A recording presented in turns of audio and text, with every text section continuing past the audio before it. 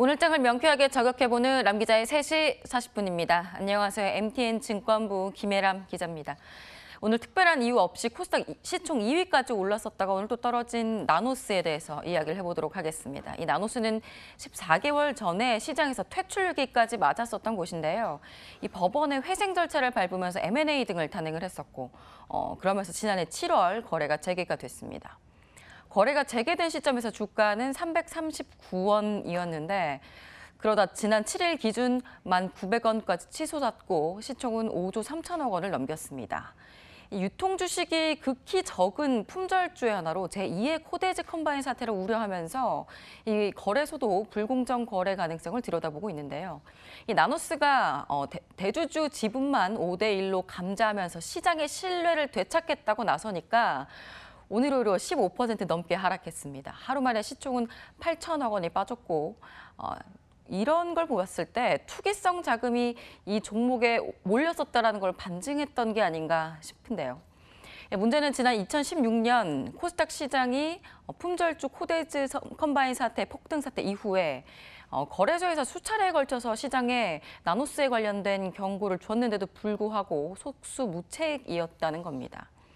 이 코스닥 지수 자체도 왜곡돼 있다고 볼 수가 있는데요. 현재로서는 KLX 300이나 코스닥 150 지수에는 들어가지 않고 있지만 이번에 대주주와 특수관계인 지분을 5대1로 무상 감자하면서 관리 종목 지정에서 탈피가 되게 되면 올해 12월에 있을 종목 교체 시점에 일정 기준을 넘어서게 되면 나노스가 또 이 주요 지수에 들어가게 될 가능성도 있습니다. 그럼 또 문제가 커지겠죠. 나노스는 휴대폰 카메라 모듈 부품인 광학 필터를 생산하는 제조사입니다. 2004년에 삼성전기에서 분사를 했었고 업황 부진으로 인해서 2015년부터 적자를 이어오면서 법정 관리를 밟았습니다. 그러면서 2016년 말에 대주주인 광림 컨소시엄이 인수를 했고 이 과정에서 소액주주 지분이 2%대로 크게 줄었습니다.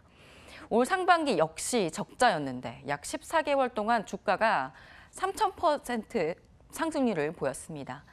이 나노스가 회생 절차를 거치는 동안 제3자 배정 유상증자 방식으로 주당 100원을 투자한 광림과 쌍방울 대주주들의 주가 상승률도 매우 높습니다. 이들의 수익률은 1만 %를 넘었는데요. 최대 주주인 광림은 53.12%를 가지고 있고 광림 계열사인 쌍방울은 18.96% 지분을 갖고 있습니다.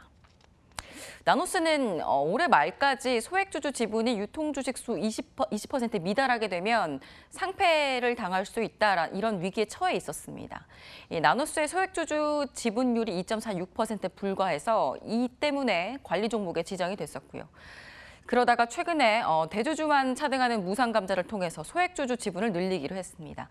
발행 주식수는 약 4억 9천만 주에서 1억 800만 주까지 줄어들게 됩니다. 이를 통해서 소액주주 지분율은 약 11%까지 늘어나는데요. 이 소액주주와 차등해서 이 대주주 지분만 소각하는 결정은 굉장히 이례적입니다.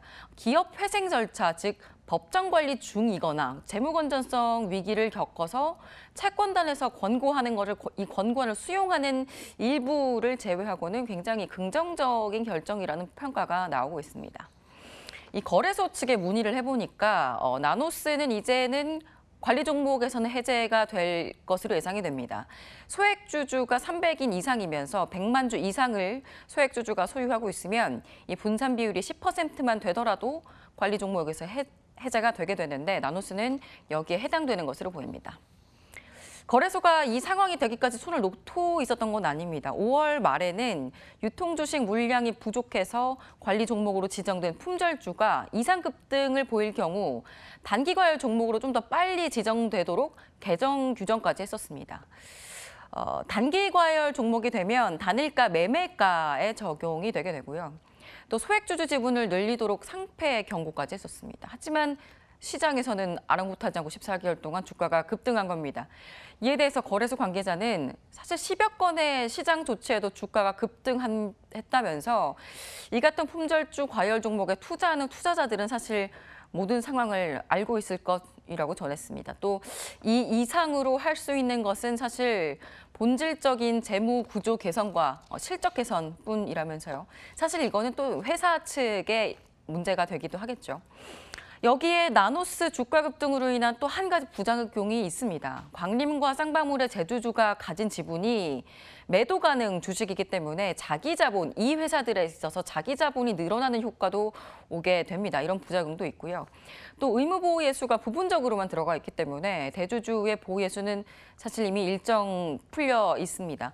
광림 컨소시엄의 보유 주식 중에 절반가량인 4,700만 주가 지난해 이미 보호예수가 끝난 상황입니다. 주당 500원에 인수했었으니까 대주주 물량 출회 우려 현실이 되는 것은 사실 언제든지 가능한 상황입니다. 거래소도 당혹스러운 입장입니다. 거래소 관계자는 당장 상장 폐지가 될 만한 회사도 아니지만 사실 시총 2위에서 4위가 될 만한 회사도 아니다라면서 상패 실질 심상 대상이거나 혹은 회사와 관련된 풍문이 있어서 주가가 급등한 것도 아니기 때문에 거래소에서 더 이상의 조치를 취하기가 어려운 상황이라면서 답답한 마음을 전했습니다. 이 밖의 시장 조치나 혹은 주주 권리를 제한하는 조치를 거래소가 취하려면 명확한 근거나 규정이 있어야 하는데 여기에 해당되는 것도 없는 상황입니다. 이 명백한 이유 없이 시총이 늘어난 만큼 명백한 이유 없이 주가가 또 폭락할 수 있습니다. 코스닥 지수 자체에 대한 신뢰도도 낮아질 수밖에 없겠죠. 여기다가 관리 종목에서 나노스가 벗어나게 됐을 때 KIX 300이나 코스닥 150과 같은 주요 지수에도 포함될 가능성도 존재합니다. 오는 12월에 종목 심사가 있을 건데요. 시총 상위 종목이고 또 일정 기준의 유동성을 확보한다면 포함될 수 있게 됩니다. 만일 주요 지수에 포함되게 되면 이 연기금이 KLX 300 등을 통해서 유동성을 코스닥 시장에 또 확보하게 될 경우 시장 왜곡은 더 커지게 될 겁니다. 또 거래소의 심사를 거쳐서 주요 지수에서 떨어진다고 하더라도 FTSE와 같은 해외 지수에 편입될 가능성도 있습니다. 코데즈 컴바인이 그랬던 것처럼요. 더 이상의 시장 왜곡은 없어야 할 텐데 말입니다. 지금까지 랑기자의 속 시원한 3시 40분이었습니다.